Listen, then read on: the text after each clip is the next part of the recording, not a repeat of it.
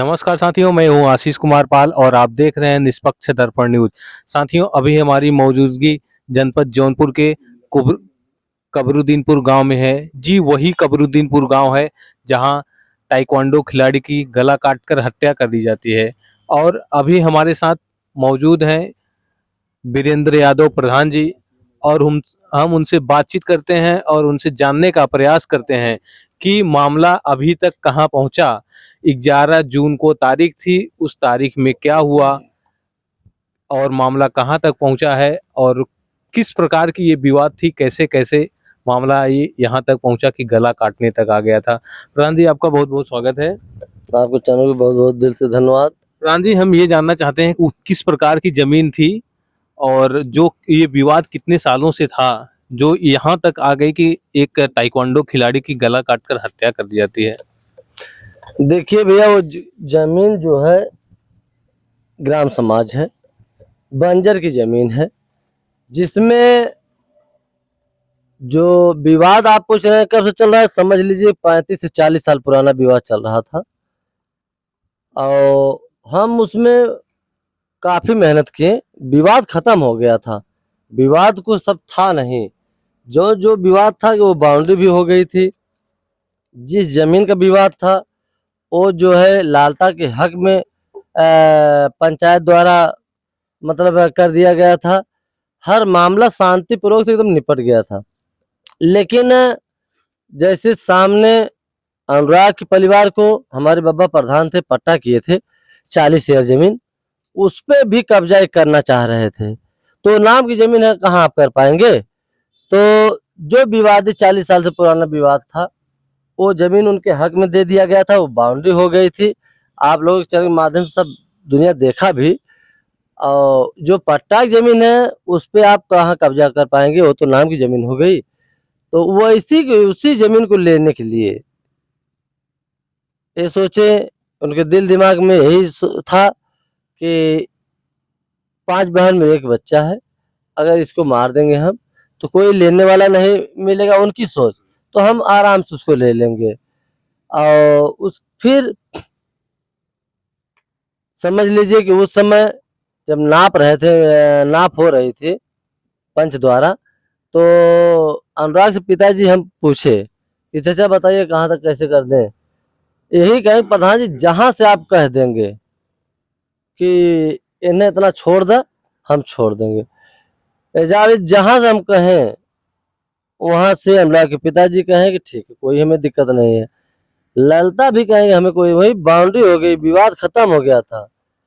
लेकिन उनके मन में इतना कालापन बैठा था तो ये कोई नहीं जान रहा था कि एक एक दर्जन अपने घर में तलवार रखे हैं और अपने घर में गणासी रखे हैं, अपने घर में तमाम रिवाल्वर रखे हैं। ये कोई सोच नहीं रहा था। अच्छा, जब विवाद खत्म हो गया, करीब आ गया, एकदम विवाद अथवा हो गया, उसके बाद सब अपना अनुराग के पिताजी चले गए थे कलकत्ता कमाने के लिए। भाई देखिए, एक सरुआ आदमी थे, गरीब परिवार से थे। तो जब चले गए तो उसके 10वें दिन, दीपावली के एक दिन पहले, थोड़ा सा विवाद करके और समझ लीजिए कि इतना बड़ा अंजाम दे दिए कि वहाँ सब पकड़ लिए उसको, अनुराग को। और आसानी से रमेश ने गला काट दिया। वहाँ के सब लोग देखने वाले बता रहे थे। तो हम तो भैया जब गला कट गया तो हमें तुरंत तत्काल राम सकल फोन किए। हम मात्र नहा के वही कपड़ा पहने थे, हम तुरंत उठे और तुरंत मतलब गाड़ी दौड़ते, कपड़ा पहनते आते दौड़ते गाड़ी में बैठे और सन से वहां पहुंचे। तो उस समय ब्लड बह रहा था जब हम पहुंचे। और माँ की गोद में मुंडी एकदम अचला से एकदम तोपी थी। तो हम सोचे कि पहले मुंडी देखने लगे कि यार धड़ अलग हो गया और मुंडी किधर है। दिमाग में दूसरा कुछ नाचना, ऐसा मुड़िया लेके भाग गए साले काट के। तो फिर देखे माता जी को उठाए तो जो मुंडी अनुराग की थी वो ढांगला गई। जैसे भैया पूरी सरिया एकदम पूरा रोमांस भभर गया उस समय। तो वही चीज हमारे दिल दिमाग में नहीं निकल रहा है जब तक न्याय नहीं मिल जाएगा। आप समझ लीजिए कि विवाद खत्म होने के बाद भी ये अंजाम ऐसा घटना दिए हैं, एक वध किए हैं। हम उस समय बता दें आपको कि डीएम साहब आए थे, कप्तान साहब आए थे, लगभग 2-2.5 घंटा वहां बैठे थे। 5 से 6 घंटा मिट्टी उठ नहीं रही थी। उस समय हम लोग की मांग थी कि उन लोगों का इनकाउंटर हो और ये मकान गिरे, तभी जो है मट्टी उठेगी। लेकिन माननीय जगदीश नारायण राय विधायक जी, पूर्व मंत्री, वो आए और डीएम साहब, कप्तान साहब कहें तमाम बात कि नहीं बाड़ी उठनी चाहिए, उठवाइए उठवाइए। तो उन्हीं के मंत्री जी के कहले पे मान लीजिए बाड़ी उठी उस समय। और हम लोग ये सोच थी कि बाड़ी नहीं उठने देंगे हम तक, या तो मुख्यमंत्री जी आएंगे, या तो हम लोग की आज मकान गिरेगा, या तो इनकाउंटर होगा, तभी ये चीज होगा, उठेगी बाड़ी। लेकिन अब भाई समझ लीजिए कि मंत्री जी के कहना सब माने, फिर भी कहने के अनुसार हम लोगों को न्याय नहीं मिला। इस चीज को तकलीफ है। डीएम साहब और कप्तान साहब 9 बजे रात को आए थे, जब हम लोग अंतिम दाह संस्कार कर रहे थे घाट पर, वहां भी हम लोग को आश्वासन दिए, लेकिन अभी तक कोई सुनवाई नहीं हुई। हम लोग सिर्फ एक सुनवाई हुई क्या कि तारीख तारीख मिल रहा है। अच्छा ये बताइए प्रधान जी, जो मकान बना है वो मकान कौन सी जमीन में बना है? जो बांट के मिल गया था लालता को उसमें बना है, या फिर जो अनुराग के हिस्से में, उसके पिताजी के हिस्से में आया था वो? वो भी ग्राम समाज में है। जैसे इधर जो मकान बना है, नया वाला मकान, वो मकान इधर उसका कुछ था ही नहीं, मतलब उसकी 1 इंची जमीन नहीं थी। वही को उधर इंटरलॉकिंग के उधर ही उसका पुराना मकान जो था वही था। इधर तो पहले मड़ई रखा, फिर धीरे धीरे रूम बनवाया, धीरे धीरे पूरा ने भर लिया, उसके बाद पूरा मकान बनवा लिया। अच्छा, ये सब डर रहे थे, नहीं बोल रहे थे विवाद होगा। फिर विवाद करते करते इतनी पर पंचायत होते थे, जो इस जमीन का विवाद था वो भी उसको मतलब उसके हक में दे दिया गया, पंच द्वारा दिया गया। लेकिन उसको संतुष्टि नहीं थी, इतनी भूख थी, इतनी प्यास थी धरती की, कि समझ लीजिए ग्राम समाज की वो सोचा कि मेरे बाप की नंबर की जमीन है, तुम्हारे पास पैसा था, तुम चाहे होते तो 1 बीघा 2 बीघा 4 बीघा लिखा लिए होते। लेकिन खाली 1.5 हिस्सा जमीन की वजह से एक ताइक्वांडो खिलाड़ी का निर्मम हत्या किया, और इतना बड़ा वध किया कि आज पूरे भारत में ये चीज चर्चा का विषय बना है।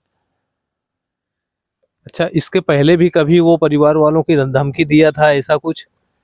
कई बार 2-3 महीना पहले ही उसके घर के लड़के जो है रिवॉल्वर लेके दौड़े थे, कट्टा लेके दौड़े थे, वह चीज पूरा कैमरा में आया था, दिया गया था, कोई कार्रवाई ही नहीं हुआ। यही मात्र हत्या के 2 महीना पहले की बात बता रहे हैं। ऐसे बराबर वो सब जो है परेशान कर रहे थे। लेकिन अब क्या किया जाए, जब सुनवाई नहीं हो रही थी, कई कई बार एप्लीकेशन 200 एप्लीकेशन दिया गया, सुनवाई ही नहीं हुआ। हम तो ये कहेंगे कि 23 तारीख को ऐसा कुछ ऐसा निर्णय दे दे कि सब उन्हें दुआ करें, बस दुआ न सुनने तहसीलदार साहब। 23 तारीख को अहम तारीख है मेरी, अहम दिन है, और ऐसे मत झेलाइए कि हम लोग परेशान में परेशान हो जाएं, क्योंकि हम लोग एक पीड़ित परिवार से हैं, और जो हत्यारा हैं वो सब लोगों का सीना ऊंचा हो रहा है। तो ऐसे ही बेल होती रहेगी, छूटते रहेंगे, आते रहेंगे, उन लोगों का मनोबल बढ़ता रहेगा, और जिसका बेटा काटा गया वो जो है हरदम पीड़ित बन के पूरा आजीवन पीड़ित ही बन के रहे। अगर तहसीलदार साहब कुछ न कुछ निर्णय दे देंगे, कुछ तो कुछ हमारे दर्शकों लोगों को, हमारे अनुराग के परिवार को, हम लोगों को कुछ न कुछ तो शांति मिल ही जाएगी। अच्छा, ये वही जिलाधिकारी महोदय हैं जब घटना हुई थी तब थे मौजूद और अभी भी हैं, तो उनका क्या किस प्रकार से अभी इस केस में रहा है कि क्या वो किस प्रकार से पीड़ित परिवार की मदद कर रहे हैं? एकदम ये जो है शुरू से थे डीएम साहब, और अच्छी तरह जान रहे हैं। अभी परिवार 2 दिन 3 दिन पहले गए थे और यही आश्वासन दिए कि इन्हें तहसीलदार साहब से बात होगी, चलो हम कहेंगे वो कार्रवाई होगी, मकान बंजर में हो गिरेगा, परेशान होने की जरूरत नहीं है। तो वही आश्वासन बार बार लेके हम लोग ढो रहे हैं। लेकिन जिस दिन मकान गिर जाएगा उसी दिन पूर्ण रूप से हम लोगों को विश्वास होगा कि नहीं, इसमें क्या सक्रियता थी क्या नहीं थी, लेकिन वो मकान बंजर में है। डीएम साहब अगर आज कह दें, तहसीलदार साहब की हिम्मत नहीं है कि वो जो है हिला हिवाली करें। ऐसे हिला हिवाली डीएम साहब कर रहे थे, पवन कुमार सिंह, वो पवन कुमार सिंह यादव, और यही चीजें तहसीलदार साहब कर रहे हैं।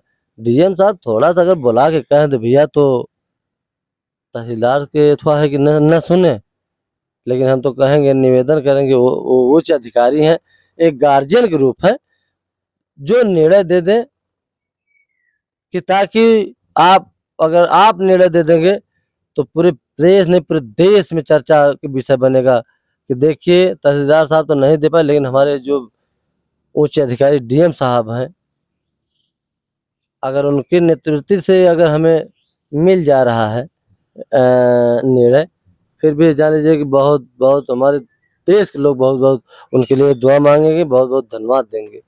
अच्छा, अभी पीड़ित परिवार मिलने गया था, वो बोले कि तहसीलदार से हम बात करेंगे, और तहसीलदार से जब तारीख आती है 11 तारीख, तो फिर तारीख मिल जाती है दूसरी तारीख, कोई सुनवाई कोई फाइल नहीं देखी जाती है।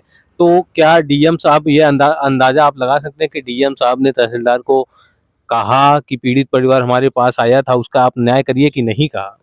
देखिए हमें लोग तो पूर्ण विश्वास है, क्योंकि हम लोग उनके ही कहने पे हर चीज सुन रहे हैं शुरू से। जैसे जैसे कह रहे हैं, जैसे जैसे कहें बाडी उठवा दो, बाडी उठ गई, कहें कि निर्णय मिल जाएगा, धैर्य रखिए, शांति रखिए, वो मकान गिर जाएगा, गिरना तय है, तमाम बातें हुई है, मुझसे भी बात हुई है, तो यही आश्वासन दिए थे कि मकान गिर जाएगा, आज भी वही दे रहे हैं। तो हम लोग वही इंतजार कर रहे हैं कि देखिए कब तक ये मकान गिरेगा और कब तक नहीं गिरेगा। क्या ये अंदाजा लगाया जा सकता है कि निर्णय अगले तारीख को मिल जाएगा या फिर नहीं मिलेगा? हम तो कह रहे हैं भैया, अगर हमारे तहसीलदार साहब सुनते हो आप लोग चैनल के माध्यम से, तो 23 तारीख को आरा फार कर दीजिए, या तो आदेश कर दीजिए, या तो हमारे फाइल को ही ट्रांसफर कर दीजिए। एक वो नजरी नक्शा टाइप क्या बोलते हैं उसको, देखिए स्थलीय निरीक्षण। देखिए, हम बताएं आपको कि 2 तारीख को लाल तक वकील पहुंचे, एक 2 लाइन लिख के एक दरखास्त, ऐसे तुरंत तहसीलदार थाम के तुरंत कहें चलिए स्थलीय निरीक्षण होगा।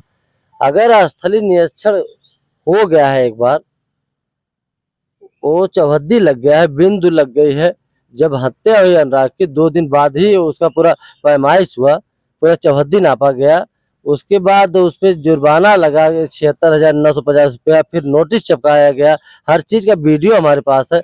अब क्या निरीक्षण करेंगे? निरीक्षण अगर करना है तो आइए निरीक्षण कर लें, जो रिपोर्ट पहले लगाई है वही रिपोर्ट इसमें भी लगाएंगे। अगर मान लीजिए कि अन्यथा अगर उस रिपोर्ट को अलग ढंग से लगा रहे हैं, तो जाहिर सी बात है दोनों फाइल हम निकलवाएंगे, उस पे हम आगे बढ़ेंगे, आगे कार्रवाई करेंगे। क्यों ऐसा हो रहा है? एक ही जमीन है, अगली बार टीम ऐसी नापी थी, ऐसा कैसे हो रहा है? तो उसमें तो भाई लाल तक बचाने में कहीं न कहीं तहसीलदार साहब को कुर्सी न फंस जाए। तो हम तो उनसे यही निवेदन करेंगे, 23 तारीख को हमें निर्णय दीजिए। उस लालदाग वकील ने जो एप्लीकेशन दिया था 2 लाइन का, उस एप्लीकेशन में ऐसा क्या था कि जो जिसे देखते ही तहसीलदार ने अगली तारीख दे दी और स्थलीय निरीक्षण का आदेश दे दिया? अरे वो पढ़े भी नहीं, वो तो सिर्फ मौका खोज रहे थे कि जल्दी से इन्हें तारीख मिल जाए किसी आधार पर। पढ़े भी नहीं, देखते ही बस तुरंत चलिए अच्छा तारीख दे दीजिए 11 को। अब उन्हें एक मौका चाह रहा था, इस तरीके से जैसे तहसीलदार और लालता के वकील ऐसे निकालते ही गप से पकड़ लिए परचमा, और तुरंत तुरंत तारीख दे दिए। हम कहे चलिए ठीक है, वो भी सही भाई, निरीक्षण कर लीजिए आप। ऐसा लग रहा है कि क्या आपको कि किसी दबाव में वो नहीं, निर्णय नहीं दे रहे हैं तहसीलदार साहब? एकदम जायज़ सी बात है, अंदर की क्या बात हो तो जैसे ऊपर से देखने में ऐसा ही लगता है, लेकिन अगर ऐसा वो कर रहे हैं तो ये गलत है। अगर कोई दबाव है कहे थोड़ा तो फाइल सीधा हमसे भी कह दें, आप लोग चैनल के माध्यम से कह दें कि हम नहीं देख पाएंगे, हमें नहीं देखना है। अगर आप नौकरी कर रहे हैं, ड्यूटी कर रहे हैं, आप तहसीलदार साहब हैं, तो उसको देखना ही पड़ेगा। अगर नहीं देखना है तो कह दीजिए साफ साफ। अच्छा, आप पीड़ित परिवार से बहुत पहले से एक समझ लीजिए कह दिया जाए तो आप घरेलू संबंध है, आप यहाँ के लोकप्रिय हैं। उनसे अच्छा पीड़ा किसी को भी नहीं पता होगा जितना उनकी पीड़ा है पीड़ित परिवार को। आपको जितनी जानकारी उससे ज़्यादा किसी को जानकारी नहीं है। तो आप पीड़ित परिवार से मिलते होंगे, आपको क्या लगता है कि अब परिवार के साथ न्याय किस प्रकार का होना चाहिए? परिवार किस स्थिति में है? देखिए, परिवार से मिलते हैं तो समझ लीजिए कलेजा फट जाता है।